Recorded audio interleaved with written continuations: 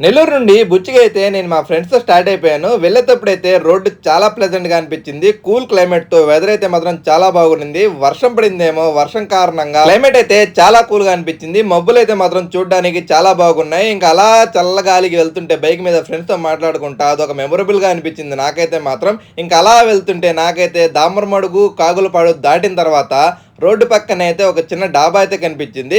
బాగా ఆకలేస్తుందని చెప్పి ఆ డాబాలోకైతే దూరదామని చెప్పి లాగిపోయామన్నమాట అక్కడ. రోడ్లోంచి కొద్ది లోపలికైతే ఉంది. దాని పేరొచ్చేసి ధనిశెట్టి గార్డెన్ రెస్టారెంట్ అండ్ డాబా అంట. ఇంక అదైతే హైవేలోంచి కొద్ది లోపలికైతే ఉందన్నమాట. ఎగ్జాక్ట్ లొకేషన్ కావాలి అనుకుంటే గూగుల్ తల్లిని అడిగేయండి. ఎగ్జాక్ట్‌గా అయితే చూపిచ్చేస్తది. ఇంక మేమైతే మా ఫ్రెండ్స్ కోసం వెయిట్ చేసి వాళ్ళు రాంగానే లోపలికైతే వెళ్ళిపోవడానికైతే వెళ్ళిపోయామన్నమాట.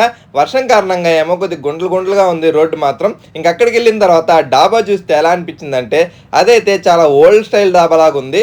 బయటైతే ఒక 3 గుడిసెలున్నాయి. అదేవిధంగా ఒక పాకైతే ఉంది.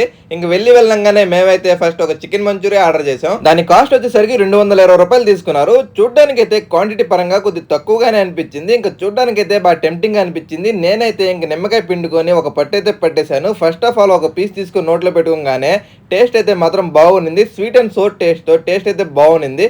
పుల్ల పుల్లగా తీయగా తింటా ఉంటే లోపలికి అలా వెళ్ళిపోతా ఉంది. పీసెస్ అయితే కొద్దిగా హార్డ్‌గా ఉన్నా కూడా టేస్ట్ అయితే మాత్రం బాగుండింది. ఇంక దాని తర్వాత అయితే ఒక ఎగ్ లాలీపాప్ అయితే తీసుకున్నాం. ఈ లాలీపాప్‌ని ఎగ్ కోటెడ్‌లో అయితే మనకి మిక్స్ చేసి ఇచ్చేసారనమాట. కాస్ట్ వచ్చేసరికి రూ. 250. మనకైతే ఒక 6 పీసులు ఇచ్చారనమాట. ఇంక దాని మీద అయితే కారప్పొడి కూడా జల్లుకొని వచ్చి ఇచ్చారు. వేడిగా తెచ్చిచ్చే లోపల ఆ చల్లటి వెదర్‌కి నోట్లో అలా యేసుకొని కొరకుతుంటే టేస్ట్ అయితే మాత్రం ఇది కూడా బాగుండింది. ఆ పైన ఎగ్ కోటింగ్‌తో అయితే టేస్ట్ బాగుండిందనమాట. రంబా చికెన్ తిని చాలా రోజులు అయిపోయిందని చెప్పి రోటీ రంబా చికెన్ అయితే తీసుకున్నాం. రంబా చికెన్ అయితే కాస్ట్ వచ్చేసరికి రూ. 250 తీసుకున్నారు. రోటీ అయితే ఒకటొచ్చేసి రూ. 6 అయితే తీసుకున్నారు.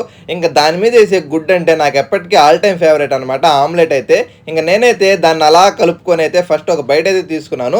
ఇంకా టేస్ట్ విషయానికి వస్తే ఎలా అనిపించిందంటే టేస్ట్ అయితే బాగుంది కానీ కొద్దిగా సప్పగా అనిపించింది. కొద్దిగా సాల్ట్ కానీ పడి ఉంటే టేస్ట్ అయితే మాత్రం అదిరిపోయి ఉండేది. అప్పటికి ఫ్లేవర్ అయితే బాగుంది కానీ ఇంకా టేస్ట్ విషయానికి వస్తే కొద్దిగా సప్పగా అనిపించింది అంతే. ఇంకా దాంట్లో వచ్చేసి కర్రీలో మనకైతే గ్రేవీ ఎక్కువ వచ్చింది. చికెన్ పీస్ అయితే కొద్దిగా తక్కువ వచ్చాయి అనమాట.